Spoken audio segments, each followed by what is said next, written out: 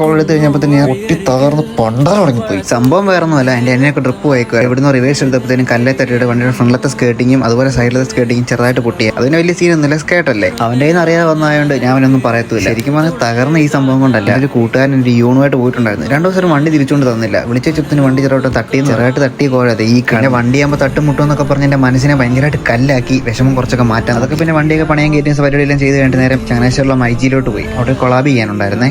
പെട്ടെന്നല്ല കുറച്ച് സമയം എടുത്ത് മൈജിയിലെ ഷൂട്ടും കാര്യങ്ങളെല്ലാം കഴിഞ്ഞിട്ട് അവിടെ ഞാൻ നേരത്തെ വിളിക്കുന്നത് പറഞ്ഞില്ലായിരുന്നു ഒരാളെ കാണാൻ പോകുന്ന കാര്യം. രാവിലെ എന്തൊക്കെ തിരക്കാരണം മീറ്റ് ചെയ്യാൻ പറ്റിയില്ല. അപ്പൊ വൈകുന്നേരത്തേക്ക് അത് ഞങ്ങൾ മാറ്റിയായിരുന്നു. വൈകുന്നേരമല്ലേ അപ്പൊ ചായ കുടിക്കുന്നല്ലേ രസം. അത് കാരണം ഞാൻ നേരെ ചായ വരലോട്ടാണ് പോയത്. അപ്പൊ ആ പോകുന്ന വഴിക്ക് I just got two flowers പോകാം. റിഞ്ചാന്ന് അറിയാം എന്നാൽ പോലും എന്നിട്ട് അവിടെ നിന്ന് വെയിറ്റ് ചെയ്യാൻ തുടങ്ങി.